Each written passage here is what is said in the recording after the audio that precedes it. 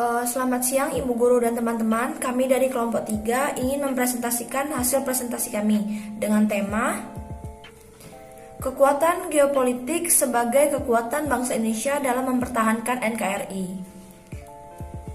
Nama anggota kelompok Ervina Irvani, Charles Fernandes, Agustina, Niko Septianus, Tepi Septiani. Pengertian geopolitik. Geo berarti bumi dan politik berasal dari bahasa Yunani, yaitu politeia. Poli berarti kesatuan, orang-orang yang berdiri sendiri, dan teia berarti urusan. Geopolitik bisa juga disebut sebagai wawasan Nusantara. Tujuan wawasan Nusantara. Wawasan Nusantara bertujuan mewujudkan nasionalisme yang tinggi di segala aspek kehidupan rakyat Indonesia, yang lebih mengutamakan kepentingan nasional daripada kepentingan individu, kelompok, golongan, suku bangsa, atau daerah. Hal tersebut bukan berarti menghilangkan kepentingan-kepentingan individu, kelompok, suku bangsa, atau daerah.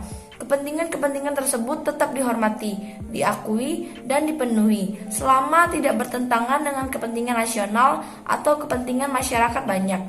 Nasionalisme yang tinggi di segala bidang kehidupan demi tercapainya tujuan nasionalisme tersebut merupakan pancaran demi makin meningkatnya rasa, paham, dan semangat kebangsaan dalam jiwa bangsa Indonesia sebagai hasil pemahaman dan penghayatan konsepsi visional wawasan Nusantara. Menurut Kamus Besar Bahasa Indonesia atau dengan nama lain KBBI, geopolitik adalah ilmu tentang faktor geografi terhadap ketatanegaraan, atau dengan kata lain, KBBI juga mengartikan geopolitik sebagai kebijakan negara atau bangsa sesuai dengan posisi geografisnya. Geopolitik mengkaji makna strategis dan politis suatu wilayah geografis yang mencakup lokasi, luas, serta sumber daya alam dan wilayah. Geopolitik adalah kebijakan dalam rangka mencapai tujuan nasional dengan memanfaatkan keutuhan letak geografis negara berdasarkan pengetahuan ilmiah tentang kondisi geografis tersebut.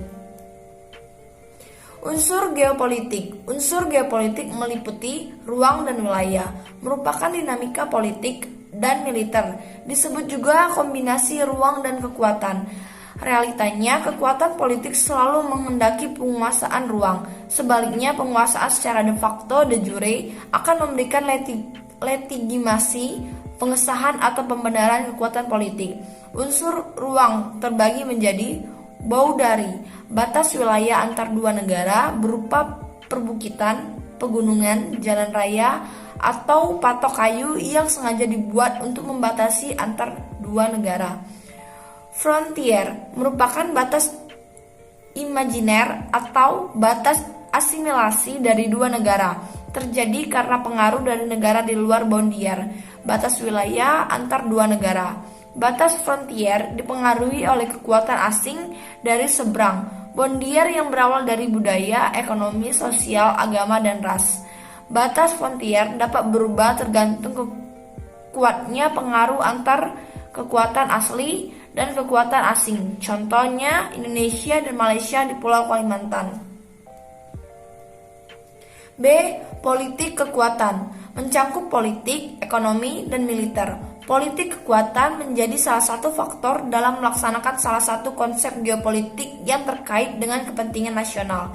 C. Pertahanan dan keamanan. Konsep pertahanan dan keamanan melahirkan konsep geostrategi. Konsep pertahanan dan keamanan ini diutamakan ialah konsep ketahanan nasional dalam upaya menjaga keamanan negara dan bangsa. Semangat kesatuan persatuan menjadi salah satu kekuatan untuk menghambat datangnya ancaman dari luar, baik secara fisik maupun secara sosial, ekonomi, dan budaya. Lanjut, slide selanjutnya. Tujuan mempelajari konsep geopolitik. 1. Perspektif geopolitik menyadarkan makna penting hidup bersama dalam ikatan kebangsaan. 2. Perspektif geopolitik dapat menyatu visi misi dan tujuan kita dalam melangsungkan kehidupan bersama. Untuk selanjutnya, tokoh geopolitik dan ajarannya. Yang pertama, Friedrich Ratzel melahirkan teori ruang di mana bangsa yang berbudaya tinggi akan membutuhkan ruang hidup yang makin luas karena kebutuhan sumber daya yang tinggi dan akhirnya mendesak wilayah bangsa yang primitif. Yang kedua, Gordon Killen melahirkan teori kekuatan yang menyatakan bahwa negara adalah satuan politik yang menyeluruh serta sebagai satuan biologis yang memiliki intelektualitis. Dengan kekuatan yang dimiliki, ia mampu mengeksploitasi negara primitif agar negara dapat bersembada. Untuk selanjutnya, letak geografis Indonesia sebagai warga negara yang baik sudah menjadi keharusan bahwa kita selayaknya harus wajib mengetahui letak geografis Indonesia. Dengan mengetahui letak geografis Indonesia, maka dapat membantu kita supaya bisa mengetahui kedudukan atau letak wilayah Indonesia. Apabila dibandingkan dengan daerah-daerah lain, tak hanya itu, dengan mengetahui letak geografis Indonesia juga dapat melihat potensi yang dimiliki sebuah negara. Untuk selanjutnya, di sini ada peta, bisa dilihat bahwa secara geografis Indonesia terletak di antara benua, yaitu benua Australia dan benua Asia, serta berada di antara samudra, yaitu Samudra Hindia dan Pasifik. Oleh sebab itu, dapat dikatakan bahwa Indonesia berada di silang dunia, menjadikan pusat jalur lalu lintas dunia.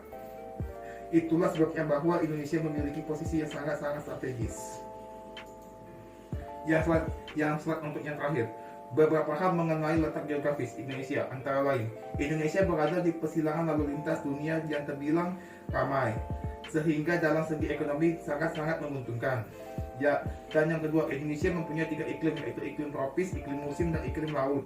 Iklim tropis menyebabkan udara rata-rata menjadi panas karena Indonesia terletak di sekitar garis khatulistiwa. Iklim musim terjadi karena adanya pengaruh angina musim yang berganti arah yang terjadi setiap setengah tahun sekali. Terjadi pada bulan Oktober-April. Angina bertiup berasal dari barat daya yang mempunyai sifat basah sehingga menimbulkan musim hujan. Sedangkan pada bulan April sampai bulan Oktober, angin kering bertiup dari arah timur laut. Selanjutnya, kekuatan Indonesia dalam mempertahankan Negara Kesatuan Republik Indonesia. Undang-undang dalam mempertahankan NKRI tercantum dalam UU Nomor 3 Tahun 2002 tentang Pertahanan Negara, yang berbunyi, pertahanan negara adalah segala usaha untuk mempertahankan kedaulatan negara, keutuhan wilayah NKRI, dan keselamatan segenap bangsa dari ancaman dan gangguan terhadap keutuhan bangsa dan negara. Bela negara, menurut Kailan dan Ahmad Zubaidi, bela negara adalah tekad, sikap, dan tindakan warga negara yang teratur, menyeluruh, terpadu, dan berkelanjutan yang dilandasi oleh kecintaan terhadap tanah air serta kesadaran hidup berbangsa dan bernegara. Bagi warga negara Indonesia, usaha pembelaan negara dilandasi oleh kecintaan pada tanah air dan kesadaran berbangsa dan bernegara Indonesia dengan keyakinan pada Pancasila sebagai dasar negara serta berpijak pada Undang-Undang Dasar 1945 sebagai landasan konstitusi negara. Bela negara merupakan sebuah semangat berani berkorban demi tanah air, baik harta bahkan nyawa sekalipun berani dikorbankan demi keutuhan negara kesatuan Republik Indonesia. Bentuk dan wujud bela negara. Bela negara adalah tekad, sikap, dan perilaku warga negara yang dijiwai oleh kecintaannya terhadap negara kesatuan Republik Indonesia yang berdasarkan Pancasila dan UUD 1945 dalam menjamin kelangsungan hidup bangsa dan negara. Wujud dari usaha bela negara adalah kesiapan dan kerelaan terhadap setiap warga negara untuk berkorban demi mempertahankan kemerdekaan dan kedaulatan negara, kesatuan dan persatuan bangsa, keutuhan wilayah dan yurisdiksi nasional, serta nilai Pancasila dan Undang-Undang Dasar 1945. Upaya bela negara selain sebagai kewajiban dasar manusia, juga merupakan kehormatan bagi setiap warga negara yang dilaksanakan dengan penuh kesadaran, tanggung jawab, dan rela berkorban dalam pengabdian kepada negara dan bangsa. Upaya dalam mempertahankan keutuhan NKRI. Hal yang harus kita tanggulangi adalah ancaman kegiatan yang membahayakan atau yang dinilai mengancam keutuhan wilayah negara, keselamatan segenap, dan kedaulatan negara. Upayanya yang bisa dilakukan seperti cinta tanah air. Sebagai warga negara Indonesia wajib mempunyai rasa cinta tanah air seperti menjaga keamanan wilayah negara, menjaga kelestarian lingkungan, dan mencegah terjadinya pencemaran lingkungan, mengolah kekayaan alam, dan menjaga ekosistem guna meningkat kesejahteraan rakyat. Yang kedua, membina persatuan dan kesatuan. Membina persatuan dan kesatuan harus dilakukan dimanapun kita berada, baik lingkungan keluarga, sekolah, masyarakat, bangsa, dan negara. Yang bisa dilakukan seperti menyelenggarakan kerja sama antar daerah, menjalin persahabatan antar suku bangsa, memberi bantuan tanpa membedakan suku, bangsa, atau asal daerah. Yang ketiga, rela berkorban. Sikap rela berkorban adalah sikap yang mencerminkan adanya kesediaan dan keikhlasan memberikan sesuatu yang dimiliki untuk orang lain. Yang keempat, sikap dan perilaku bangsa menjaga kesatuan, seperti menjaga wilayah dan kekayaan tanah air Indonesia, yang artinya menjaga seluruh kekayaan alam yang terkandung di dalamnya. Menjaga ketahanan nasional, yang artinya setiap warga negara menjaga keutuhan, kedaulatan negara, dan mempererat persatuan bangsa. Kekuatan geopolitik bangsa Indonesia. Ancaman ini dapat diartikan sebagai kekhawatiran akan jaminan kehidupan sehari-hari. Artinya ancaman ini telah bergeser dari ancaman senjata menjadi ancaman kemiskinan, kebodohan, keterbelakangan, kelaparan, penyakit yang belum ditemukan obatnya, kelangkaan lapangan kerja, dan tindakan kewenangan. Contoh ancaman geopolitik salah satunya ancaman terhadap perebutan wilayah. Baiklah, di sini saya akan melanjutkan presentasi dari teman saya. Komponen pertahanan dan keamanan negara.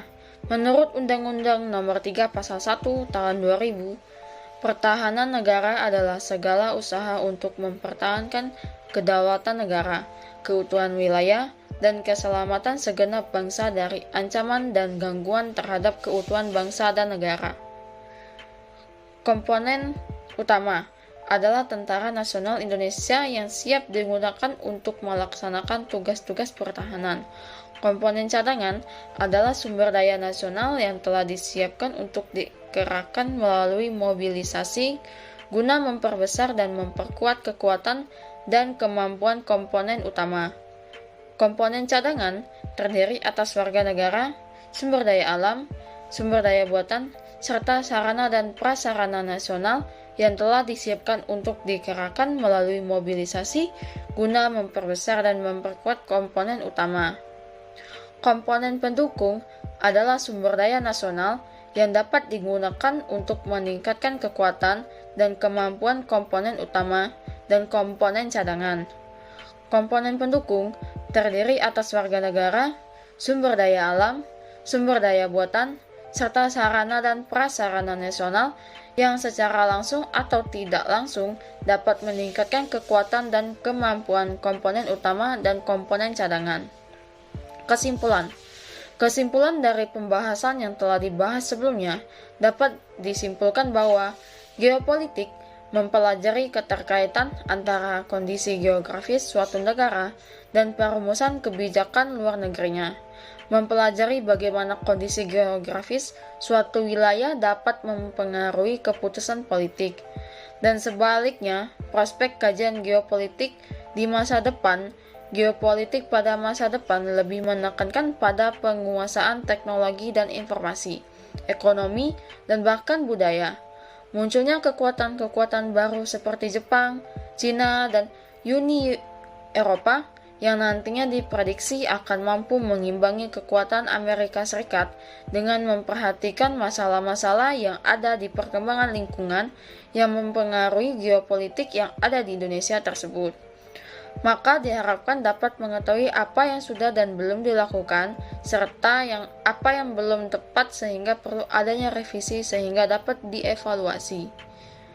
Adapun rumusan permasalahan yang telah teridentifikasi pada pembahasan sebelumnya, yaitu kurangnya perhatian pemerintah terhadap isu tanpa batas border, kurangnya fokus pemerintah dalam mengakomodasikan aspek geopolitik dalam menentukan kepentingan pertahanan, kurangnya akuratnya analisis terhadap perkembangan negara-negara major power di kawasan regional, belum optimal dan seriusnya pemerintah dalam memperhatikan karakteristik geografi atau wilayah NKRI guna mengakomodasikan geopolitik berkaitan dengan pembangunan. Saran, kami berharap kedepannya semua pihak dapat mempergunakan video ini sebagai acuan untuk lebih mengerti bagaimana suatu negara dapat berinteraksi dengan negara-negara lain, khususnya negara-negara tetangga. Serta kami juga berharap semua orang yang menonton video ini dapat memahami arti geopolitik dan dapat menerapkan sikap cinta bela negara dalam kehidupan sehari-hari. Sekian dari presentasi dari kelompok kami. Apabila ada kurang kata atau salah, kami mohon maaf. Sekian dan terima kasih. Sampai jumpa di pertemuan berikutnya.